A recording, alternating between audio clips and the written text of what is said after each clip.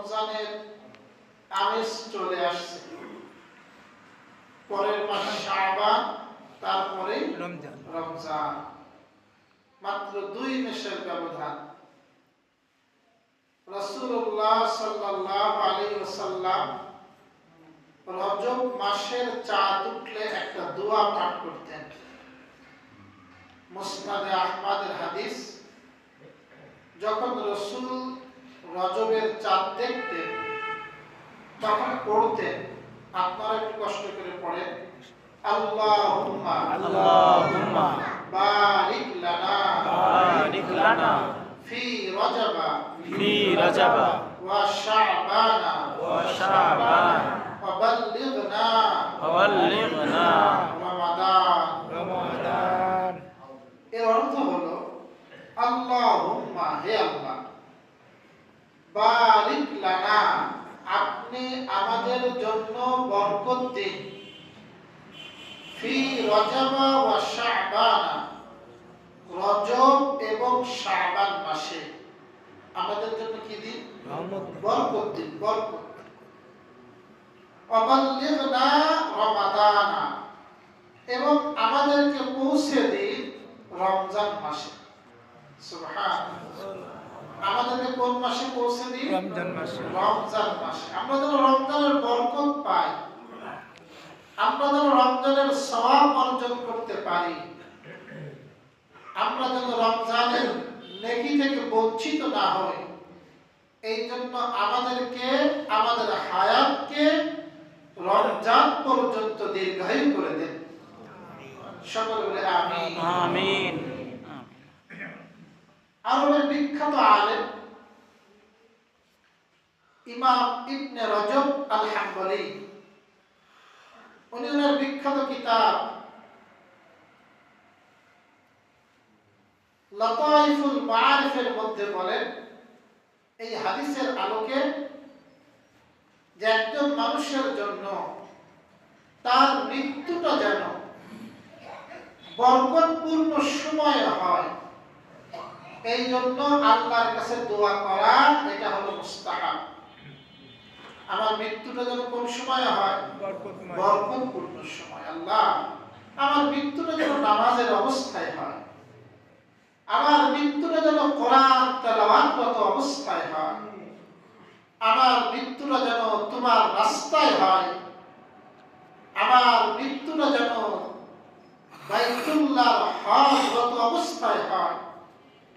এরকম বরকতের দোয়া করা রমজান মাসে হয়, এমন দোয়া করা, এটা হলো উত্তম, এটা হলো মুস্তাহাব।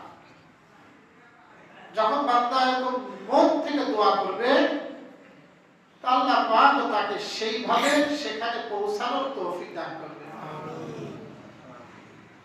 আমরা দেখেছি ওমর ফারুক রাদিয়াল্লাহু তাআলা আনহুর জীবনের মধ্যে, ওমর ফারুক সবসময় আল্লাহর কাছে দোয়া করতেন, আল্লাহুম্মা রযুকনা শাহাদাতান ফি সাবিলিক। ওমর ফারুক একটা দোয়া ছিল, হে আল্লাহ, আপনি আমাদেরকে আপনার রাস্তায় শাহাদাতের মৃত্যু দান করেন। কে বলতেন? ওমর ফারুক। সকলে আমিন। এই দোয়া করতেন। আল্লাহ তাআলার মৃত্যুটা নামাজরত অবস্থায়, ফজরের নামাজরত অবস্থায় তাকে আবু লুলু জখম করছিল, এতেই তার মৃত্যু হয়েছিল, শহীদ মৃত্যু হয়েছিল হযরত ওমর ফারুক রাদিয়াল্লাহু তাআলা। উসমান ইবনে আফফানের জীবনে যদি দেখি, উনি অবরুদ্ধ ছিলেন, কোরআন তেলাওয়াত করতেছিলেন, কোরআন তেলাওয়াতরত অবস্থায়, কারণ ব্যক্তি সারা জীবন যে আমল করে আল্লাহ পাক ওই অনুপাতে তার মৃত্যু দান করেন। একজন ব্যক্তি সারা জীবন মদ খায়, তাহলে এর যে সুন্দর মৃত্যু হবে আশা করা যায় না। এর বিপরীত যে ব্যক্তি নেক আমল করবে সারা জীবন, আল্লাহ পাক ওরকম মুবারক মৃত্যু তাকে দান করবেন। একজন ব্যক্তি নামাজরত অবস্থায় মৃত্যুবরণ করা আর পায়খানায় পড়ে যে মৃত্যুবরণ মৃত্যুবরণ করা এক জিনিস না। একজন ব্যক্তি আল্লাহ রাস্তায় জীবন দেওয়া, আরেকজন ব্যক্তি নিজের ঘরে দুরারোগ্য ব্যাধিতে আক্রান্ত হয়ে পরিবার থেকে অবহেলার পাত্র হয়ে বিনা চিকিৎসায় ধুকে ধুকে মরা এক কথা। তো আল্লাহ সুবহানাহু ওয়া তাআলা দুনিয়ায় মানুষ যেমন আমল করে ওই আমলের বদলা আল্লাহ পাক মৃত্যুর সময় দান করে। মৃত্যুর পরে তার জানাজা আল্লাহ পাক দান করেন।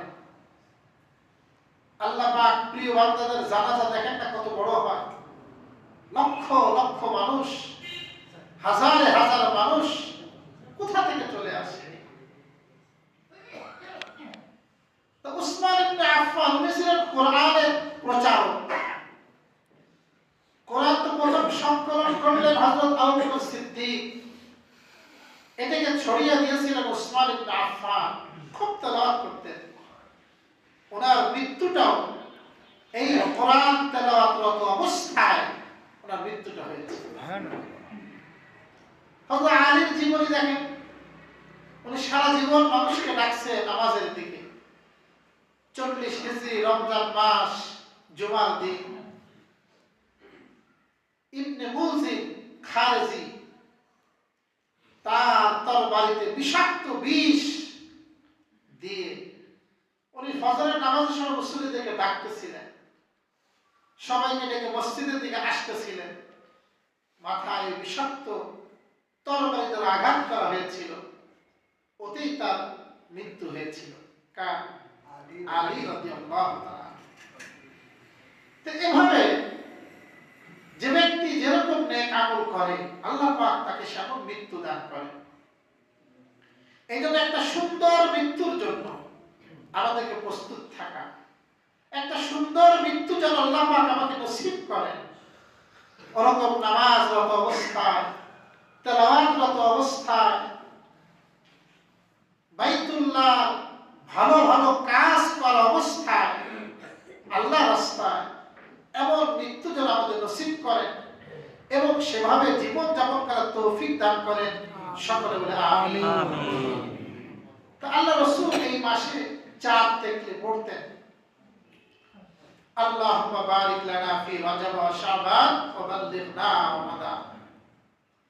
আল্লাহ পাক কোরআনের কারিমের মধ্যে বলেন মাস হলো 12টা, তার মধ্যে 4 মাস বড় সম্মানিত। 4 মাস বড় সম্মানিত। রাসূল এই আয়াতের ব্যাখ্যা করেন 4 মাসের মধ্যে 3 মাস হলো পরপর। 3 মাস হলো পরপর জিলকাদ, জিলহজ, মুহররম। পরপর কয় মাস? 3 মাস। আর এক মাস একটু পরে, সেটা হলো রজব। সেটা কি? রজব। আমরা যে মাসে এখন অবস্থান করছি, আল্লাহ তাআলার কাছে সম্মানিত 4টা মাস, সেই 4 মাসের এক মাসের নাম হলো রজব। সেই রজব মাসে অবস্থান করছি। মুহাদ্দিসরা লিখছেন এই মাসের মর্যাদা হলো যদি কোনো ব্যক্তি এই মাসে নেক আমল করতে গুরুত্ব আরোপ করে, যে আমি এই মাসে বেশি বেশি আমল করব, এই 4 মাসে আল্লাহ পাক বাকি মাসগুলোতে তাকে নেক আমল করার তৌফিক দান করেন।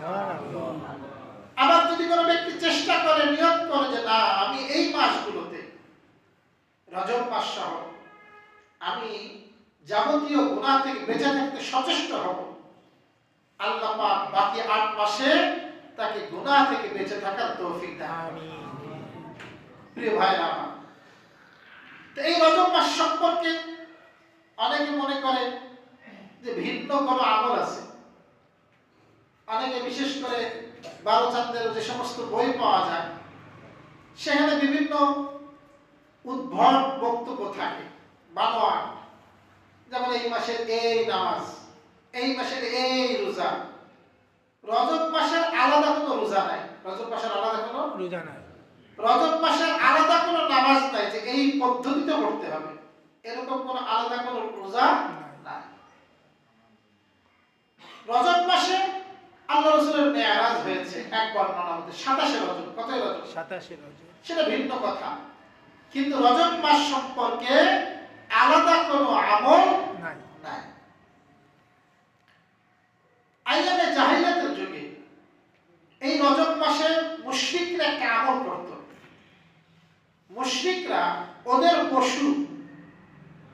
ওদের দেবতার নামে ছেড়ে দিত। কার নামে? দেবতা। এটাকে বলা হয় ইসলামে আতিরা। কি বলে? আতিরা। এই পশুগুলো গায়রুল্লাহর নামে, দেবতার নামে ওরা ছাড়ত। রাসূলুল্লাহ সাল্লাল্লাহু আলাইহি সাল্লাম আসলেন, আল্লাহ রাসূল ঘোষণা দিলেন এরকম দেবতার নামে কোনো পশু ছাড়া যাবে না, এটা সম্পূর্ণ শিরক। আল্লাহ রাসূল নিষেধ করলেন, সমস্ত মানুষ এর থেকে বিরত থাকলো। তাহলে এই মাসে ওরা এই কাজ করত। আমাদের সমাজে কিছু মানুষ মঈনুদ্দিন চিশতি, খাজা গরিবে নওয়াজ মঈনুদ্দিন চিশতি রাহিমাহুল্লাহর নামে কিছু এরকম কাজ করে, ওনার নাম নিয়ে ভাঙায়। উনি কিন্তু নেককার মানুষ ছিলেন। কে? মঈনুদ্দিন চিশতি। ওনাকে বলা হয় গরিবে নওয়াজ, মানে গরিবের সাহায্যকারী। উনি ব্যক্তি ছিলেন অনেক নেককার, এবং ভারতবর্ষে উনি ইরান থেকে এসে ভারতবর্ষের মূর্তি পূজা এবং শিরিক উৎপাদনে, শিরিক একেবারে উৎখাতে অনেক উনি রাখছিলেন, ভূমিকা রাখছিলেন। বরং কিতাবে পাওয়া যায়, সপ্তাহে কিছু বলা হয় ওনার হাতে ভারতবর্ষের 90 লক্ষ মানুষ, কত লক্ষ? 90 লক্ষ। 90 লক্ষ হিন্দু তারা মুসলমান হয়েছে। সুবহানাল্লাহ। কত লক্ষ? 90 লক্ষ মানুষ। মঈনুদ্দিন চিশতি রাহিমাহুল্লাহ এমন বড় বুজুর্গ ছিলেন, ওনার অনেক কারামাত, অনেক অলৌকিক ঘটনা কিতাবে পাওয়া যায়। সেটা আমার বড় উদ্দেশ্য না। তো ব্যক্তি মঈনুদ্দিন চিশতি ভালো, কিন্তু ওনার নামে যেগুলো হয়, একদম তো তার আজমির শরীফে সেখানে কবর পূজা করে। আবার আমাদের দেশেও অনেকে লাল ডেগ, কি ডেগ?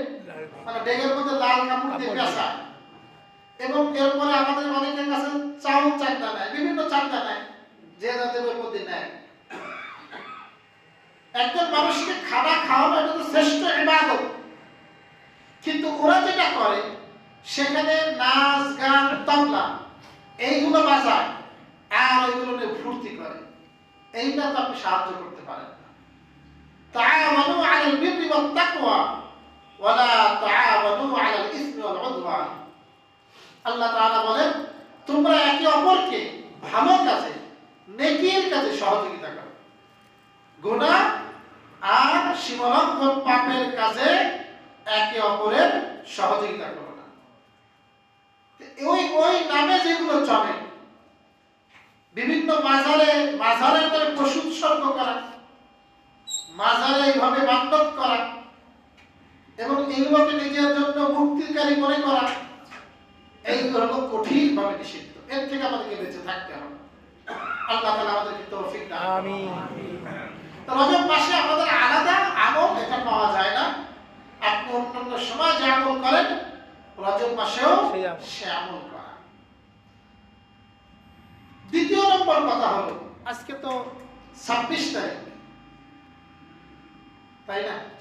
26শে ডিসেম্বর, সামনে আসতেছে বছর শেষ, নতুন বছরের শুরু হবে। এই নতুন বছর যখন শুরু হবে, এই নতুন বছরকে আমরা কিভাবে গ্রহণ করব, বিষয়টা ভালো করে বোঝেন। অনেকে আনন্দিত, খুব আনন্দিত যে বছর শেষ, নতুন বছর আসতেছে। তো নতুন বছর আসলে আমার লাভ কি আপনার? একজন কবি চমৎকার বলেছেন, ইয়াসুরুন নাস মা যাহাবাল লায়ালি ওয়ালাকিন যাহাবুহুন্না লাহু যাহাবা। মানুষকে আনন্দিত করে দিন রাত চলে যাওয়ার কারণে, কিন্তু সে বোঝে না এই দিন রাতের চলে যাওয়া তারই চলে যাওয়া। কার চলে যাওয়া? আমারই তো চলে যাওয়ার সময় হয়ে গেছে। আমার জীবন থেকে একটি বছর অতিবাহিত হয়ে গেছে। এই তো সেদিন বছর আসলো 25 সাল শেষ, তাই মনে হচ্ছে না? এই তো রমজান কিছুদিন আগে রোজা রাখলাম, আবার রোজা এসে যাচ্ছে। এটা তিরমিজি শরীফে হাদিসের মধ্যে আসছে, লা তাকুমুস সাআ হাত্তা ইয়াতাকারাবা যামান, কিয়ামত সংঘটিত হবে না যতক্ষণ পর্যন্ত সময় খুব নিকটবর্তী হয়ে যাবে। সময় কি হয়ে যাবে? নিকটবর্তী। হাত্তা তাকুনা সানা কাশাহরি, বছর হয়ে যাবে মাসের মতো। ওয়াশশাহরু কাল উসবু', মাস হয়ে যাবে সপ্তাহের মতো। ওয়াল উসবু' কাল ইয়াওম, সপ্তাহ হয়ে যাবে দিনের মতো। ওয়াল ইয়াওম, আর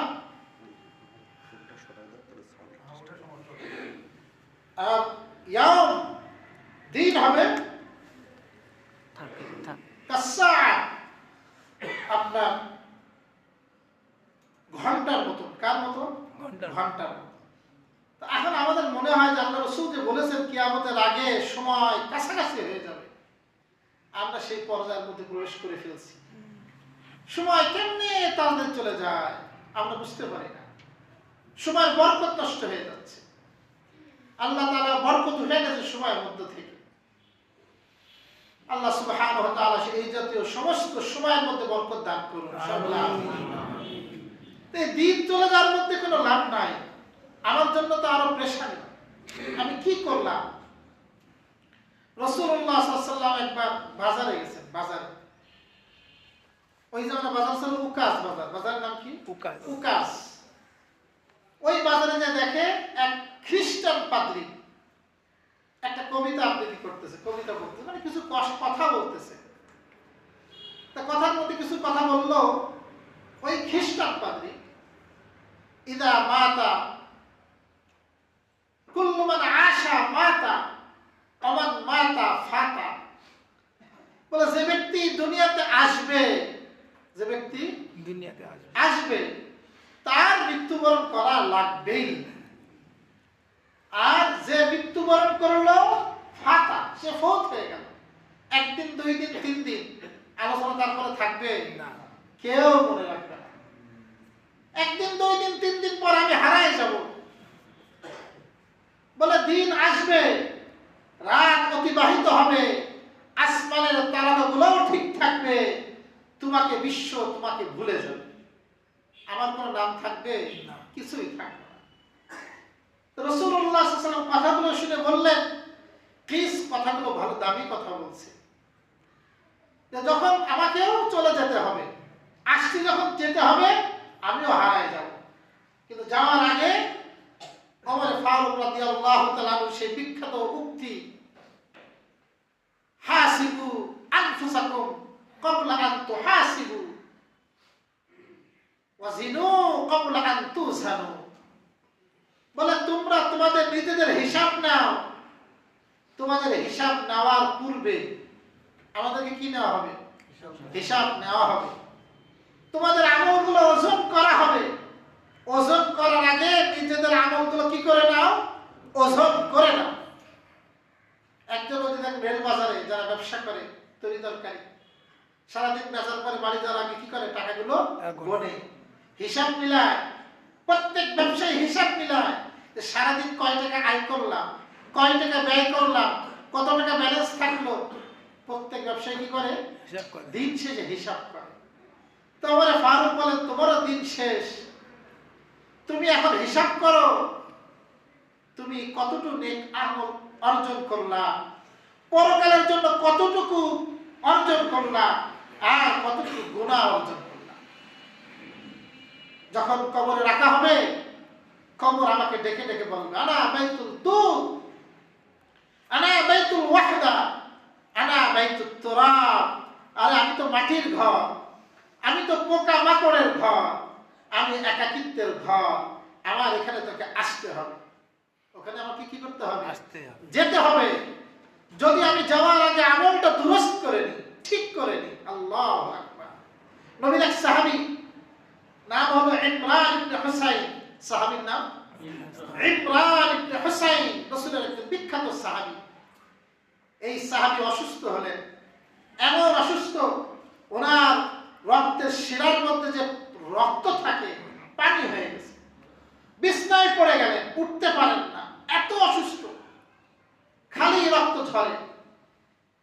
বাথরুমেও ঠিক মতো যেতে পারেন না, এই কঠিন মুহূর্তেও ইমরান ইবনে হুসাইন উনি সবসময় ইবাদতের মধ্যে থাকতেন।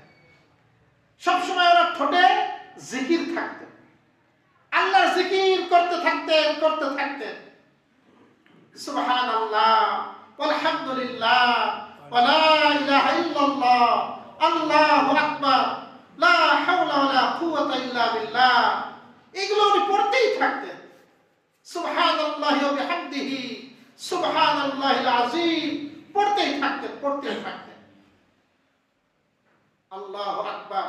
এই যে বিপদের মধ্যে উনি পড়েছেন, উনি বলেন যখন রাত্রিবেলা হতো আল্লাহর ফেরেশতাদের দলে দলে আমার বাড়িতে আসতো আর আমার খেদমত করত, আমাকে সালাম দিত, আর যাওয়ার সময় লাইন ধরে আমার মুসাফা করত। সুবহানাল্লাহ। রাসূলের সাহাবীর সাথে মুসাফা করত। এইটাই তো জীবন ভাই, আসল জীবন তো এইটাই। সূরা হাশর 18 নম্বর আয়াত আল্লাহ সুবহানাহু ওয়া তাআলা বলেন, ইয়া আইয়ুহাল্লাযীনা আমানুত্তাকুল্লাহ ওয়াল তানজুর নাফসুম মা কদ্দামাত লিগাদ ওয়াত্তাকুল্লাহ ইন্নাল্লাহা খাবীরুম বিমা তা'মালুন। ইয়া আইয়ুহাল্লাযীনা আমানু, হে ঈমানদারেরা, ইত্তাকুল্লাহ, তোমরা আল্লাহকে ভয় করো। কাকে ভয় করো? আল্লাহকে। ভয় করতে হবে কাকে? আল্লাহ। আল্লাহর ভয়। আল্লাহর ভয় রাখতে হবে। আমি যা করব আল্লাহর ভয় রাখতে হবে। আল্লাহর ভয় ছাড়া মানুষ নেকির স্বাদ পাওয়া যায় না। ওয়াল তানজুর নাফসুম মা কদ্দামাত লিগাদ, আল্লাহ বলেন ওয়াল তানজুর নাফসুম, প্রত্যেকটা ব্যক্তি যেন লক্ষ্য রাখে, দেখে, মা কদ্দামাত লিগাদ, কি সে পাঠাচ্ছে আগামীকালের জন্য। কি সে পাঠাচ্ছে আগামীকাল। আগামীকাল মানে শনিবার। হ্যাঁ। উনি কয় শনিবার আগামীকাল মানে কি শনিবার? না না, আখিরাত। আখিরাত। আগামীকাল মানে পরকাল। মানে প্রত্যেকটা মানুষ যেন লক্ষ্য করে যে আমি আগামীকালের জন্য কি আমি পাঠাচ্ছি। কি নিয়ে যাচ্ছে? আখিরাতকে আগামীকাল কেন বলা হয়েছে? বলে আখিরাত এত নিকটে, আগামীকাল যত নিকটে। আগামীকালের মধ্যে যেমন কোনো সন্দেহ নাই, আখিরাতের মধ্যেও কোনো সন্দেহ নাই। এই জন্য আল্লাহ তাআলা বলেছেন আগামীকাল। তো আমার করণীয় হলো যে আমি আগামীকালের জন্য কি পাঠাচ্ছি এইটা আমাকে লক্ষ্য রাখতে হবে। আসলো 31st নাইট, কি নাই? 31st নাইট পালন করে না সব অমুসলিমরা করে দেশে, না মুসলমানের সন্তানরা করে, আমার আপনার সন্তানরা করে। বের হয়ে যায়, পটকা ফুটায়, বাজি ফুটায়, শত শত টাকা দেখে। এই যে অপচয়, কত মানুষ না খেয়ে আছে, কত মানুষ 3 বেলা খেতে পাচ্ছে না। এই শীতের মধ্যে কনকনে শীত, ভালো একটা কম্বলের ব্যবস্থা নাই, ভালো একটা সুন্দর শীত নিবারণের ব্যবস্থা নাই, কষ্টের মধ্যে আছে। আপনার অন্তরে সেটা লাগে না। আপনি আসলে ফুর্তি নিয়ে বাজি ফুটায়, পটকা ফুটায়, ফানুস উড়ায় দেয়, আগুন দিয়ে ফানুস উড়ায় দেয়। যেখানে যাবে যা, আগুন দিয়ে পড়লে পড়। প্রিয় ভাইরা আমার, ইসলামে ইন্নাল মুবাজ্জিরিনা কানু ইখওয়ানাশ শায়াতিন, যারা অপচয় করে এরা শয়তানের ভাই। এরা কার ভাই? শয়তান। তো একে তো আপনি এগুলো ফুটাতে পারবেন না। 2 নম্বরে বিভিন্ন ক্লাবে যে টিকিট কেটে নারী পুরুষ মস্তি করা, গান বাজনা করা, এগুলো তো শরীয়তে একেবারে হারাম। একজন মুসলমান এই জাতীয় অনুষ্ঠানে কখনোই অংশগ্রহণ করতে পারে না, কখনোই পারে না। বিখ্যাত মুহাদ্দিস আব্দুল্লাহ ইবনে ওমর, নাম কি? ওমরের ছেলে। উনি মসজিদে নববীর হাদিস পড়াতেন, আর ওনার ছাত্রর নাম হলো নাফি। ওনার ছাত্রের নাম কি? নাফি। আব্দুল্লাহ ইবনে ওমরের ইন্তেকালের পরে মসজিদে নববীতে হাদিসের দর্শ দিতেন নাফে। উনি পরবর্তীতে বহুত জগৎ বিখ্যাত মুহাদ্দিস হন। আর ওনার ছাত্রের নাম ইমাম মালিক। ওনার ছাত্রের নাম ইমাম মালিক। আব্দুল্লাহ ইবনে ওমর উনি উস্তাদ, ওনার ছাত্র হলো নাফে। নাফে বলেন, আমি আর আব্দুল্লাহ ইবনে ওমর এক জায়গাতে যাচ্ছিলাম, হঠাৎ এক জায়গা থেকে কিছু বাজনার আওয়াজ আসলো, ঢোল তবলা বাজতেছে। উনি সঙ্গে সঙ্গে দুই হাত কানের মধ্যে দিয়ে দিলেন, এমন শক্ত করে দিলেন, ওই যে রাস্তাতে চলতেছিলেন রাস্তা থেকে দ্রুত বেগে চলে গেলেন, অনেক দূর চলে গেলেন। চলে যাওয়ার পরে এবার নাফেকে জিজ্ঞাসা করতেছে, ঢোলের যে আওয়াজ আসতেছিল এখনো কি আসতেছে না এখানে থেকে আওয়াজ শোনা যায় না?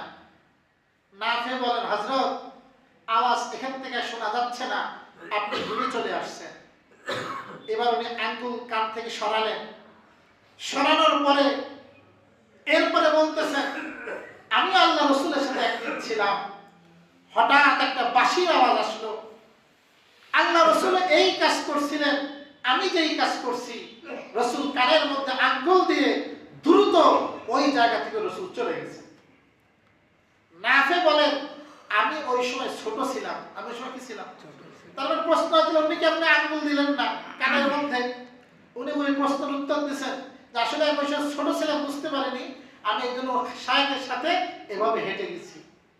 তাহলে আমাদের মুহাদ্দিসরা গানের আওয়াজ, বাদ্যযন্ত্রের আওয়াজ, হারমোনিয়ামের আওয়াজ এত ঘৃণা করতে যে ওর আওয়াজটা আমি তো নিজে বাজাই শুনবো না, আরেকজন বাজাবে, ওইটাও আমার কানে আসবে, এইটাও তারা বরদাস্ত করতেন না। এটাও কি করতেন না? হাদিসের মধ্যে আসছে, মিশকাত শরীফের হাদিস, আল গিনা, গান, যারা গান শোনে, কিছু মানুষ আছে না দেখবেন বলে গান না শুনে ঘুম আসে না। নাউযুবিল্লাহ। আপনি কোরআন তেলাওয়াত শোনেন, আপনার উপরে সাকিনা নাজিল হবে, শান্তি নাজিল হবে, বরকত নাজিল হবে। এর থেকে নিকৃষ্ট মৃত্যু হতে পারে আপনি গান শুনতে শুনতে আপনি ঘুমিয়ে গেলেন, এই সময় যদি মালাকুল মউত চলে আসে, এই সময় যদি আপনার মৃত্যু হয়ে যায়, আপনি কি হিসাব দেবেন আল্লাহর কাছে? আল্লাহ রাসূল বলেন, গান একজন মানুষের মধ্যে, তার অন্তরে এমন ভাবে নেফাকি তৈরি করে, যেমন পানি দিলে গাছ রোপণ হয়, ঠিক তেমনি যারা গান শোনে এদের মধ্যে নেফাকি তৈরি হয়। নাউযুবিল্লাহ। নেফাক, মুনাফিক, এরা ভালো মানুষ। সবচেয়ে নিকৃষ্ট শাস্তি, সবচেয়ে কঠিন আযাব দেওয়া হবে জাহান্নামে। ইন্নাল মুনাফিকিনা ফিদ দারকিল আসফালি মিনান নার। জাহান্নামের সবচেয়ে নিকৃষ্ট শাস্তি, ভয়াবহ শাস্তি, রাসূল বলেন এটা মুনাফিকদের জন্য বরাদ্দ। কাদের জন্য? নাউযুবিল্লাহ মিন যালিক। তাহলে এই মুনাফিকি তৈরি হয় গান শুনলে। গান শোনা যাবে না, বাদ্যযন্ত্র শোনা যাবে না, এর থেকে আমাকে দূরে সরে থাকতে হবে। সুতরাং এই 31st নাইটের নামে যাবতীয় বেজাতি কৃষ্টি কালচার, এর থেকে মুসলমান আমাকে দূরে থাকতে হবে। আমি আমার সন্তানকে পাঠিয়ে দিলাম, আমার মেয়েকে পাঠিয়ে দিলাম, যা, মেয়ে আসছে রাত 10টার সময়, আমার আত্মমর্যাদা থাকা দরকার। আমার স্ত্রী ঘুরে বেড়ায়, টন করে ঘুরে বেড়ায়। রাসূলুল্লাহ সাল্লাল্লাহু আলাইহি ওয়াসাল্লাম বলেন, দায়ুস এ জান্নাতে যাবে না, জান্নাতের ঘ্রাণও পাবে না, জান্নাতে যাবে না, জান্নাতের ঘ্রাণও পাবে না। রাসূলকে জিজ্ঞাসা করল, দায়ুস কারা? বলে, যে তার অধীনস্থ স্ত্রী, কন্যা এভাবে চলে, এভাবে বেপরদাগিরি চলে, অন্যায় করে, সে দেখে কিন্তু তা সত্ত্বেও সে বাধা দেয়। আলা কুল্লুকুম রাঈন ওয়া কুল্লুকুম মাসউলুন আন রাইয়াতিহি। সহিহ বুখারী হাদিস। রাসূল বলেন, তোমাদের প্রত্যেকেই জিম্মাদার, প্রত্যেককে তার অধীনস্থর ব্যাপারে জিজ্ঞাসা করা হবে। কি করা হবে? আমার অধীনস্থ আমার সন্তান, আমার স্ত্রী, এরা আমার অধীনস্থ। সুতরাং আমার স্ত্রী কি করে, আমার সন্তান কি করে, এর হিসাব আমাকে আল্লাহর দরবারে দিতে হবে। আমাকে তাকে সতর্ক করতে হবে, বারবার চেষ্টা করতে হবে। চেষ্টা করার পরও যদি না হয়, সেটা আল্লাহ হয়তো মাফ করবে, কিন্তু আপনার চেষ্টা নাই, মনের মধ্যে ব্যথা নাই, আল্লাহর কাছে যাই নামাজে বসে সেজদায় চোখের পানি ফেলানো নাই, আপনি বাঁচতে পারবেন না। আপনি দোয়া করেন, আল্লাহ কাছে দোয়া করতে থাকেন। প্রিয় ভাই, এমনকি ফকিহগণ বলেছেন এই যে হ্যাপি নিউ ইয়ার, কি বলে, শুভ নববর্ষ, এই শব্দগুলো বলা, এইটারও বলার অনুমতি নেই। তাও বলে, কেন বলে? বলে মান তাশাব্বাহা বিকাউমিন ফাহুয়া মিনহুম, যে ব্যক্তি কোন জাতি সাদৃশ্যতা অবলম্বন করে ওই ব্যক্তি ওই জাতির অন্তর্ভুক্ত হয়ে যায়। নাউজুবিল্লাহ। আপনি অন্য কোন জাতির সাদৃশ্য অবলম্বন করতে পারবেন? অন্য কোন জাতির যেগুলো শিয়ার, ধুতি পরা হিন্দুদের শিয়ার না, এখন কোন মুসলমান ধুতি পরতে পারবে না। কপালে সিঁদুর দেওয়া হিন্দুদের শিয়ার না, এটা আপনি দিতে পারবেন না। যেইগুলো অন্য ধর্মের, এটা ওদের কৃষ্টি কালচার, আপনি মুসলমান, আপনি তার থেকে দূরে থাকতে হবে, শত মাইল দূরে থাকতে হবে। প্রিয় ভাইরা আমার, এই জন্য হাসিবু ক্বাবলা আন তুহাসিবু, তোমরা হিসাব নাও তোমাদের হিসাব নেওয়ার আগে। এই জন্য সময় কিন্তু এসে গেছে, আমরা চেষ্টা করব এই যে নতুন বছর আসলো এর আগে আমি হিসাব নেব, কি কি আমার এই বছর মধ্যে আমি ত্রুটি করেছি, হিসাব করে আল্লাহ আগামী বছর আমি আরো ভালোভাবে আমি কাটানোর চেষ্টা করব, এই ইরাদা আমি করব। আমি চেষ্টা করব আগামী বছর আল্লাহ তোমার নবীর স্পষ্ট বাণী, আল মুসলিমু মান সালিমা আল মুসলিমুনা মিন লিসানিহি ওয়া ইয়াদিহি, মুসলমান তো সেই যার হাত আর মুখ থেকে অন্য মুসলমান নিরাপদ থাকে। অন্য মুসলমান কি থাকে? নিরাপদ। আমার হাতের থেকেও নিরাপদ থাকবে, আমার মুখের থেকেও নিরাপদ থাকবে। বাংলাদেশের বর্তমান পরিস্থিতি চরম বিশৃঙ্খল, মানুষের কোনো নিরাপত্তা নাই। আমার হিসাব আমাকে আল্লাহর কাছে দিতে হবে। এই হিসাব নিয়ে আমি পুখতা ইরাদা করব, দৃঢ় প্রতিজ্ঞা করব যে আমি আমার হাতের দ্বারা, আমি আমার মুখের দ্বারা আমি এদেশের কোনো মানুষকে কষ্ট দেব না। পারবো না ইনশাআল্লাহ ভাই?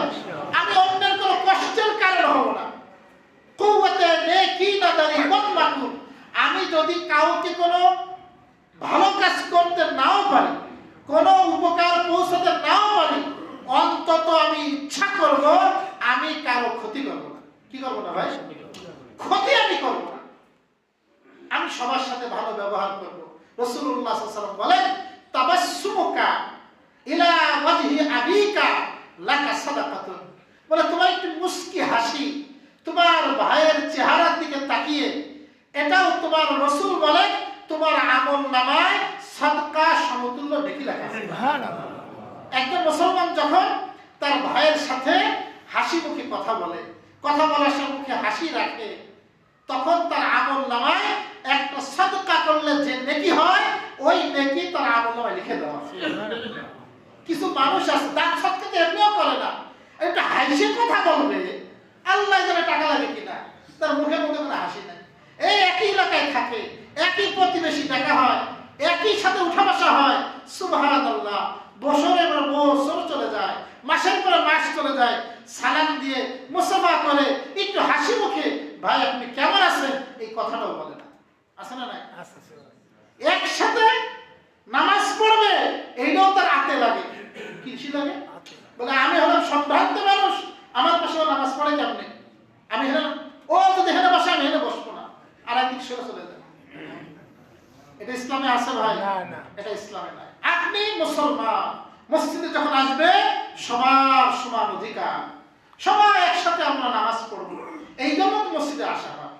আল্লাহ সুবহানাহু ওয়া তাআলা আমাদের জন্য আগামী বছরটা এদেশের মানুষের জন্য আরো বেশি সমস্ত প্রকার বিশৃঙ্খলা মুক্ত, শান্তি এবং রহমতের কারণ হয়। সকলে বলে আমিন। আখিরু দাওয়ানা আলহামদুলিল্লাহি রাব্বিল আলামিন। যারা সুন্নাত পড়ে কবুল জমা, যারা সুন্নাত নামাজ আদায় করে